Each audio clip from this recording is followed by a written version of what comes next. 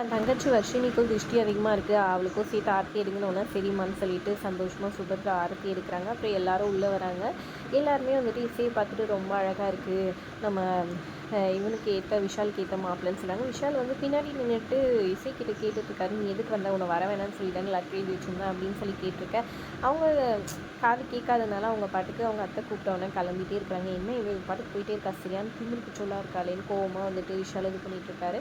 ஒரு பக்கம் இங்கே தீப்தியோட அத்தை வந்துட்டு, என்னம்மா இசை நீ மண்டபத்து பக்கமே வர மாட்டேன்னு நினச்சேன், வந்துட்டேன், என் அண்ணன் பொண்ணுக்கு தான் கல்யாணம் நிச்சயதார்த்தம் நடக்க போது, பார்த்து சந்தோஷமாக இருந்துன்னு சொல்கிறாங்க. கண்டிப்பாக இல்லவே இல்லை, ஏன் தங்கச்சிக்கும் ராகுவுக்கு தான் வந்து நிச்சயம் நடக்கும், நீங்கள் பார்த்துட்டே இருந்தேன் எனக்கு கொஞ்சம் நேரத்தில் அப்படின்ற மாதிரி சொல்லிட்டு போகிறாங்க.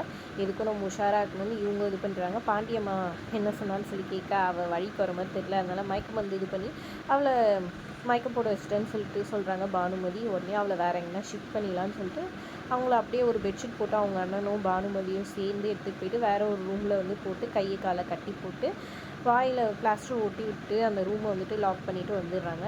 கரெக்டாக அங்கே விஷால் வந்துட்டு நட்சத்திரம், அதாவது அவங்க ஆளுக்கு வந்து மெசேஜ் அனுப்பிச்சிட்டு அங்கேருந்து போகிறாரு. அப்புறம் அவங்க தப்பிச்சு அங்கேருந்து வந்துடுறாங்க.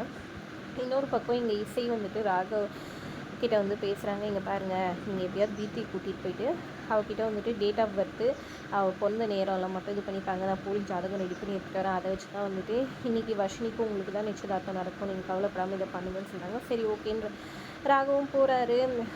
போயிட்டு தீப்திக்கிட்ட இப்போ இந்த டேட்டு நேரம்லாம் கேட்குறாரு. அப்புறம் அதை எழுதிக்கிட்டு நேராக வந்துட்டு இசைக்கிட்ட சொல்ல, இசை வந்துட்டு அவங்க டிரைவர்கிட்ட கொடுத்து இதை இந்த இடத்துக்கு போங்க, இவங்க வந்து ஜாதகம் எழுதி கொடுப்பாங்க, இதை கொடுங்க அப்படின்ற மாதிரி சொல்லி கொடுத்து அனுப்பிச்சிடுறாருங்க.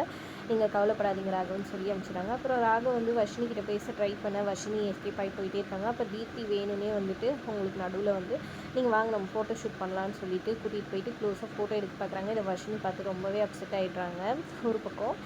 இன்னொரு பக்கம் இங்கே பார்த்திங்கன்னா இசை வந்துட்டு சந்தோஷமாக எல்லோரும் அழகாக இருக்குது இந்த பொண்ணு மகாலட்சுமி மாதிரின்னு சொல்லிட்டு இருக்கேன். என்னதான் மகாலட்சுமி மாதிரி இருந்தாலும் நகைலாம் எல்லாமேனா எப்படி, இதை பாரு இந்த பொண்ணு எப்படி இருக்குன்னு சொல்லிட்டு சிந்தாமணி வந்துட்டு இது பண்ணி சொல்லிட்டு இருக்க. இதை கேட்டோன்னே சுபத்ரா வந்துட்டு வா இசைன்னு சொல்லிட்டு அவங்க நகையெல்லாம் கழட்டி போட்டு சூப்பராக வந்துட்டு இசையை கூட்டிகிட்டு வராங்க.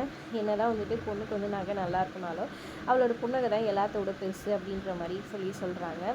அதில் இசை வந்துட்டு பெரிய இதுவானவதான் அப்படின்ற மாதிரி சொல்லிட்டு இருக்காங்க. இந்த இசையோட சித்தி வந்துட்டு தான் பொண்ணுக்கு நடக்காத நிச்சயதார்த்தம் அந்த இசைக்கு மட்டும் நடந்துடவே கூடாதுன்னு யோசிச்சுருக்காங்க. அதனால் அவங்க ஃப்ரெண்டோடு சேர்ந்து இசையோட நிச்சயதார்த்தம் நிறுத்தணும், அவளுக்கு காது கேட்காது அப்படின்ற விஷயத்த வந்துட்டு நம்ம போய் சொல்லி இந்த நிச்சயதார்த்தம் நிறுத்துவோம்னு சொல்லிட்டு 2 பேரும் கிளம்புறாங்க. என்ன நடக்க போகுதுன்றதை வரப்போகிற எபிசோட்ஸில் பார்க்கலாம். வீடியோ பிடிச்சிருந்தா லைக் பண்ணிக்கோங்க.